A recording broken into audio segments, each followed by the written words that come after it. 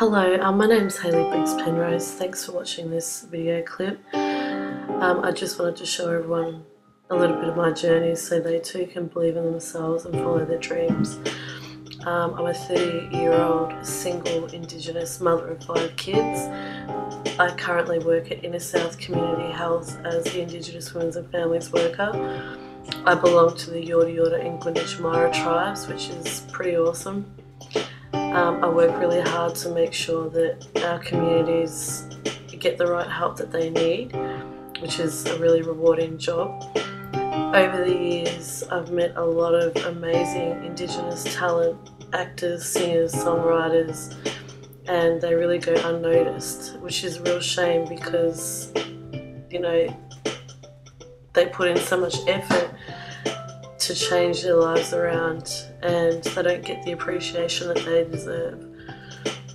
As my aunties are the real original sapphires, I've met a lot of amazing people along the way and a lot of people that have been able to mentor me in the right direction. I've met a lot of people like Casey Donovan, Christina Anu, Uncle Kutcha Edwards, Jimmy Benny, Nathan Lovett Murray, who has been one of the most amazing mentors to me, Vicky McKay, which has been to Miss Hood, Jessica Malboy, the list goes on and on and on. I started the Bundle Music Business Project in October 2013 and I decided that I had to face my fear and really believe in myself because I had a burning desire to be a singer. So that day I took my first step forward and I decided that I wasn't going to be ashamed anymore, and my music career really took off from there. We were filmed, we were put in newspapers, we had one of our showcases and I was deemed the project girl at the Bundle Music Business Project, which was such an amazing feeling. I met so many incredible people on our music journey and it was quite a hard one. I made a lot of really good friends and I learned a lot how to write songs, how to structure songs, how to record properly in the studio. So many things that I didn't realise that I had inside of me. Although it was really, really scary, I still had to keep my feet grounded and I had to push forward because this is what I wanted for a really long time. I started writing my first song, which I sat there and stumbled across. I didn't know what to write about, good or bad, and I decided to write what was in my heart at that time, and because I guess I put my feet forward and kept myself stable and really pushed myself through this project, I wanted to write a song in regards to my strength and how I was ready to move forward in my life, and I called it I'm Ready to Fly. And it was about the issues that I see in the community and some of the issues that I faced in my relationship, which I struggled for many years. So I decided to base my first single on all those issues, which end up being incredibly powerful, and to this day it's still probably one of my most favourite rewarding songs because I guess that's where I really shaped and turned into the artist that I wanted to be. The best thing about this film clip was I got a lot of community members to jump on board because I'm all about community, so I wanted everybody to be a part of it, which was a really awesome thing.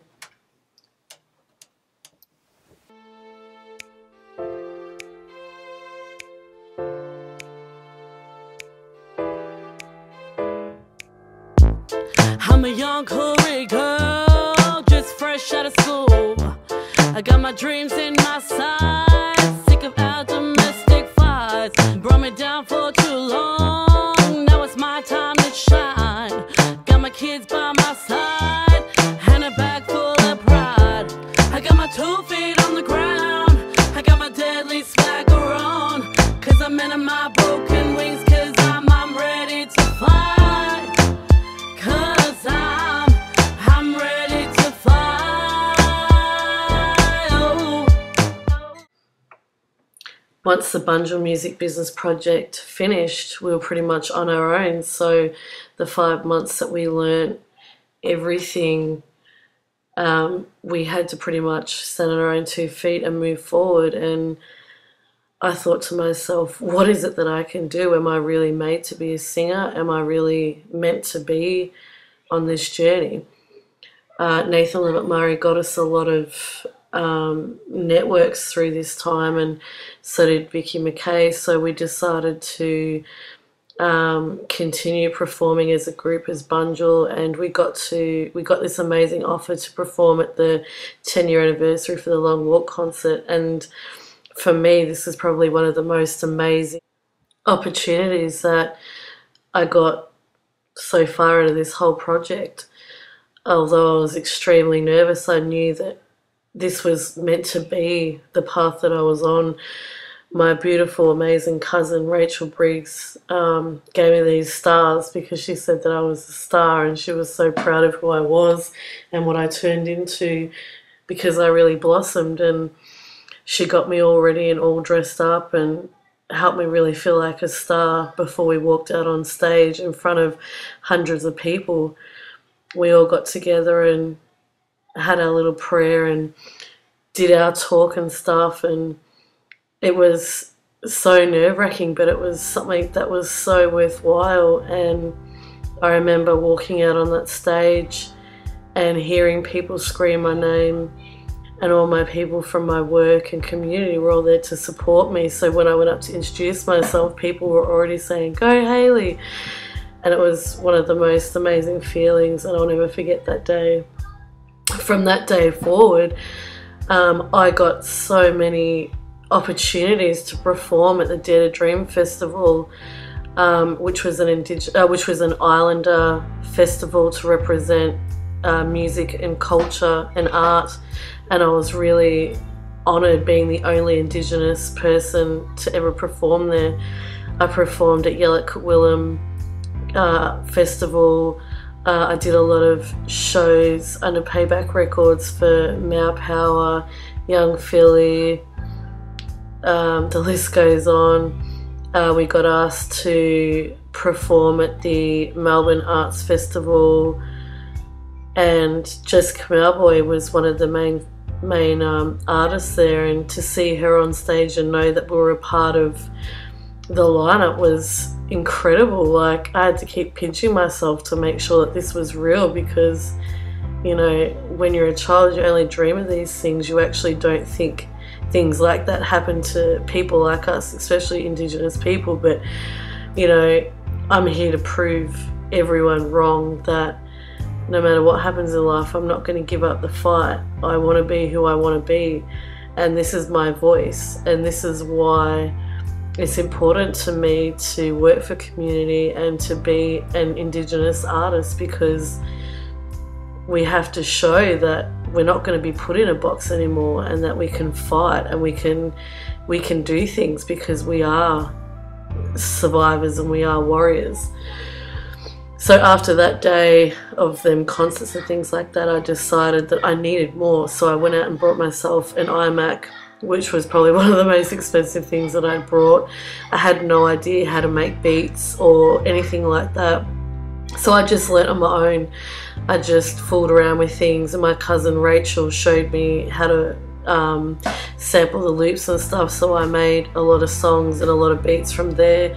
Then I registered for APRA as a songwriter, and I remember getting this in the mail and being really proud of myself and really happy, because a year before that I was struggling. I was really depressed and I didn't know who I was and what I wanted to be. The contacts were phenomenal after all these options. Everyone was hitting me up saying, "Do you want to perform? Can you perform? Can you open for this person? Can you do a performance for here? Can you do workshops here, there?" And I think for a good year, that's pretty much every week and every second weekend I was recording in a lot of places, and I only had 2 songs, so I knew that I had to start working on more material. So I started experimenting more and making more beats and writing more songs. Along the way, I've got to meet some amazing artists who I've looked up to for so long, like Sammy J, Peter T, Ezra James, Lazy J, APT, Beat Camp. So many people who I never thought that I'd actually sit in the same room as an artist, let alone as a person. It was incredible.